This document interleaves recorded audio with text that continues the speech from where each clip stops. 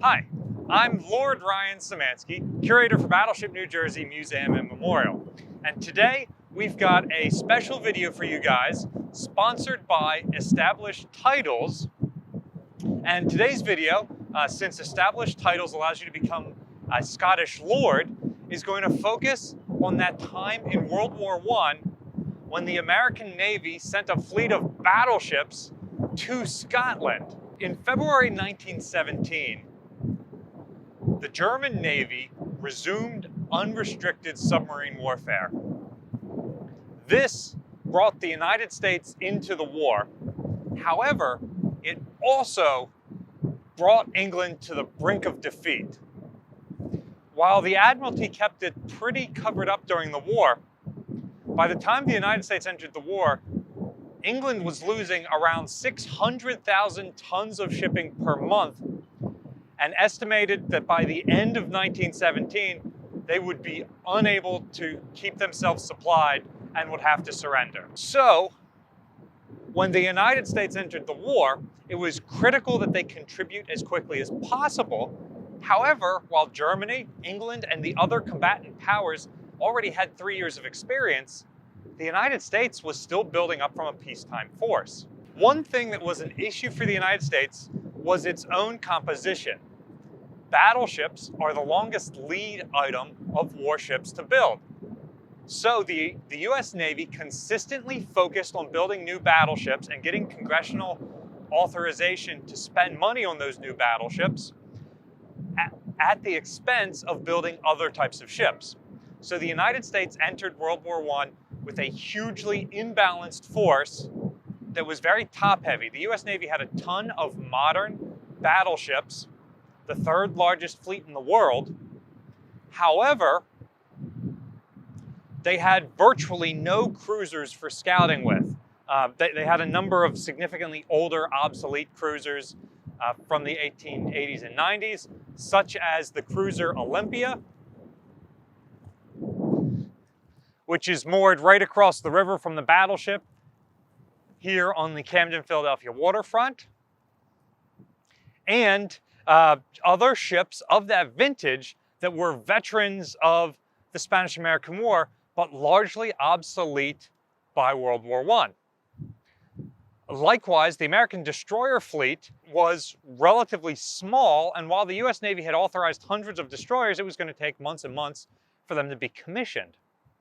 Now, Great Britain had already stopped building new battleships at this point, because they wouldn't be ready before the end of the war, and had switched to full production of destroyers and other escort vessels. The problem was they didn't have the manpower to throw on those ships. The Royal Navy had a huge number of men already, and the British expeditionary forces in Europe needed as much manpower as possible as the Germans, French, and British were fighting a war of attrition on the Western Front. So, if the United States Navy could send just one squadron of battleships to England, it would allow the Royal Navy to decommission a squadron of their obsolete battleships, thus freeing up their crews to serve on smaller escort vessels that were badly needed. And so, after a couple of months of arguing back and forth, the decision was made. Why were they arguing? It seems like a pretty obvious thing. How else do you help in the war effort? Well, theories of naval strategists during this period, such as the American Alfred Thayer Mahan, advocated for maintaining your battle fleet as a homogeneous force in one place so that it is not piecemeal destroyed. So this very set of theories is what led naval strategists of the time to concentrate the Grand Fleet and the German High Seas Fleet right across the English Channel from each other.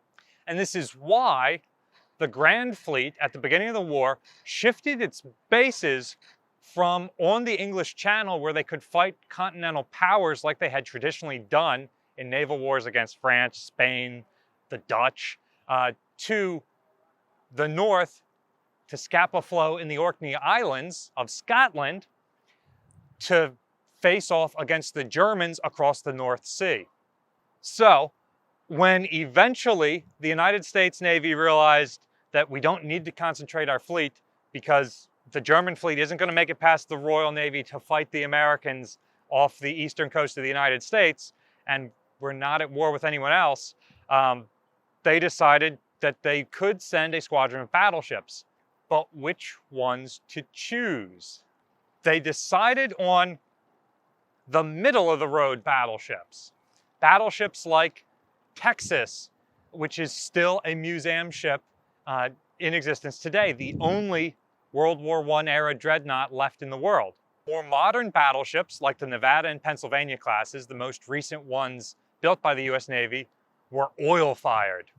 And Great Britain had coal stocks, but had to import oil on ships that were being sunk by U-boats. So the decision was made to send the most modern coal-fired ships. The battleships New York, Wyoming, Delaware, and Florida were chosen because they already formed a homogeneous squadron, the 9th Squadron of the US Navy. They were partially chosen because of their commanding officer, Admiral Rodman, who was both well known for his experience commanding battleships and for being an easygoing, easy to get along with guy. So he was going to have to go and mesh with a British officer structure that was already very experienced and bring the US Navy up to British standards. This is vitally important for the United States Navy because it gives them wartime experience. That experience involves operating in the North Atlantic, which is a very dangerous seaway. And we learned a lot about our own battleship construction while operating in the North Atlantic during World War I. So for example, the 9th Squadron on their way to Scapa Flow ran through a hurricane that did severe damage to all the ships in the fleet. And they suddenly realized some things that the Germans and the British had learned several years earlier, that hull-mounted guns, like the 5-inch guns on Texas that we talked about in the video Why Are Ships Shaped This Weird Way, linked in the description below, took on a lot of water like that. And New York, the most modern ship in the group, took on over 250 tons of water through these openings in the hull of the ship for the 5-inch guns that almost caused the ship to founder on her way over. Additionally, masts, which were used for signal flag and radio communications, were swept off. At this point, the American squadron had finally reached Scapa Flow to join the Royal Navy. And when they got there, they were treated like lords. You too can be a Scottish lord by buying a title from Established Titles. It is tradition in Scotland that landowners are known as lairds or lords and ladies. And so Established Titles offers the sale of plots of land as small as 1 square foot that then allows you to use that title on things like plane tickets and credit cards. You can even put it on your dating profile if you want. Established Titles is running a promo right now at establishedtitles.com/battleship for viewers of this channel. You get 10% off by going to that link, and they'll put all of the plots of land around each other, so your plot will be right next to the plot that I have here. The coolest thing that they do is they also, with each sale, donate to plant trees with organizations such as One Tree Planted that plant trees all around the world. And this is very important because a lot of the deforestation around the world are because of navies. Battleship New Jersey has 43,000 square feet of teakwood deck that have to be replaced every 20 years. Older sailing ships that formed the backbone of the Royal Navy during the Napoleonic Wars, over 1,000 ships during the late 1700s, early 1800s, caused the complete deforestation of Scotland. So I'm super excited that Established Titles, among other things that they're doing, is donating to help plant trees, to help fix things that navies that we love so much caused problems with. So remember, establishedtitles.com/battleship. There's a link to that in the description below for 10% off a plot of land near mine, and you too can be a Scottish lord or lady. So I'm going to officially change my introductions in the videos to, hi, I'm Lord Ryan Szymanski. Should I do Mick Szymanski? Let me know in the comment section down below. So now that the United States Navy was actually operating in Scotland with the Royal Navy, what did they get up to? First off, there were some trials and tribulations. Like I've said a couple of times, the Royal Navy had 3 years of wartime experience during which they had learned a lot of lessons, including from things like the Battle of Jutland 1 year earlier, where they got actual battle experience in the largest battleship engagement in history. So the British ships were just operating on a whole nother level from the American ships. The American ships had to learn a whole new communication system and code system to operate with the Royal Navy. Thank God there wasn't a complete language barrier. But the biggest issue was with gunnery. The experienced American Navy gunners had been removed from these battleships before they sailed to form the core of gun crews on merchant vessels to protect them from U-boats as they convoyed vital wartime materials across the Atlantic. But it meant that the crews of these battleships were relatively inexperienced. And so it took a lot of training to get up to the same level as these British sailors who had been at war for 3 years. Another lesson learned was Royal Navy battleship squadrons were composed of 5 ships, because at least one ship in every squadron was always down for maintenance, especially during prolonged wartime steaming.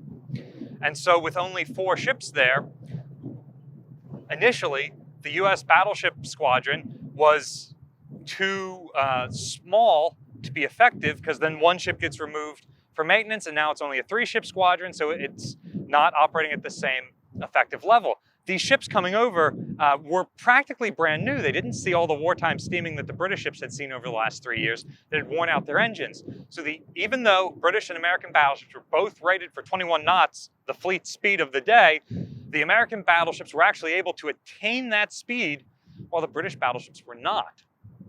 This led Admiral Beatty, commanding the Grand Fleet, to put the American battleships in the 6th Battle Squadron, that is the last squadron in the line of the Royal Navy, which seems like a slight, but was not, because when you have to maneuver in battle, you might have to turn the fleet around, and then that squadron becomes the 1st squadron in the line, or the vanguard. Also, because it's the last squadron in the line, it's important that it is fast and able to overtake earlier ships in the line as needed. So the US Navy gets this prestigious position in the rear guard. However, they don't have a full squadron most of the time because ships are down for maintenance. So they decide to send another ship to join them to supplement the fleet, and Admiral Rodman has to fight to get Texas, which is the most modern ship he can get, New York's sister ship, the most modern coal-fired ship he can get in the fleet, and then also to send Delaware home and get the battleship Arkansas, which is armed with more 12-inch guns than Delaware was. So he had to shuffle his fleet around to get the ideal squadron without reducing the combat effectiveness of the American Navy, the rest of the Navy, sitting off the East Coast without any effective cruiser or destroyer screens. One important area with having these extra ships was when New York possibly sank the only German ship that the American battleships would sink as part of the Grand Fleet. While operating with the Grand Fleet, New York, operating in deep water, had an underwater collision. They found that they couldn't have possibly run aground, and when they took the ship into dry dock, they found a dent in the side of the ship, roughly the size of a submarine, and 2 propeller blades missing that had probably been wedged in a German U-boat that never made it back to port. So subsequent research has found out that it could have possibly been UB-113 or UB-123, or possibly another boat. It's really hard to tell which U-boat that didn't come back to port is the one that ran into New York versus the one that ran into a minefield versus the one that was depth charged. So those are two of the possible U-boats that sink, or go missing, I should say. Probably sank. Could have fallen into the Bermuda Triangle. Who knows? Around the same time as the collision that New York suffers, which forces her into dry dock, which means that having 4 ships is even more important, or 4 more active ships is even more important. The American battleships are chosen to convoy the critical Scandinavian convoys, which go very close to the German ports on the North Sea, which meant that the American battleships were being used as bait to draw out the high seas fleet to try and destroy that one squadron that would then bring the smaller German fleet to conflict with the entire Royal Navy. Also, the American battleships were used to screen the American-led effort to mine off the northern entrance to the English Channel, 250 miles wide, with 70,000 mines. So the American battleships screened that, since it was an American effort. And this was designed to trap the U-boats in place without being able to pass through that waterway safely. The big problem with having the 9th Squadron join the Grand Fleet as the 6th Battleship Squadron ended up being that it made the Royal Navy too powerful for the German Navy to fight. The German Navy only put to sea one time when the American fleet was there, and after suffering an engineering casualty on one ship, the Germans realized that they were so outmatched that they turned around and went back to port without ever making contact with the Grand Fleet. Additionally, at the end of the war, the High Seas Fleet made a plan called Operation 19, where they were going to go out and basically fight one final decisive battle with the Royal Navy before the end of the war, just to show that they had helped. Because all the High Seas Fleet did, besides fighting to a draw at Jutland, was sit in port for 4 years. And as Germany was about to surrender, after the army did its darndest to fight in offensive after offensive, the Navy felt like they had to do one final push. This is very similar to the death ride of Yamato during the Battle of Okinawa in World War II. However, while the admirals wanted to contribute to the war effort, the average enlisted sailors who were about to have their lives thrown away, when they heard about these plans, mutinied. And that basically forced the High Seas Fleet to remain in port. The American battleships operating with the Grand Fleet made the Grand Fleet so powerful that the end of World War I became the only time in history that an intact enemy fleet surrendered itself to the victorious fleet wholesale. The High Seas Fleet steamed out of their anchorages to dock in Scapa Flow in Scotland, in the Orkney Islands, and made Scapa Flow the biggest battleship base in history, when the German Navy, escorted by the Royal Navy and the American battleships present, all went into Scapa Flow to inter the German Navy until an armistice could be reached almost a year later. This eventually led to the scuttling of the German Navy in Scapa Flow and what's called the Grand Scuttle. If you'd like to see a video on my thoughts on that, let me know in the comment section down below. We'll consider that for a future video. And if you guys are interested in that, I always love that German battleships are just sculling themselves left and right because they can't win an actual fight with other battleships. So, if you would like to be a lord from the country that once home ported the most battleships of all time, Scotland, there's a link in the description below where you can get 10% off and buy a plot of land near mine in Scotland, home of the largest battleship base of all time. Battleship New Jersey receives operating support from the New Jersey Department of State and a number of other businesses and private individuals like yourselves and established titles. We really appreciate the support we get from these organizations and individuals. There's a link in the description below if you'd like to donate to support us. You can also support us by going to their link. Or by liking, sharing, subscribing so more people find out about our videos and the museum.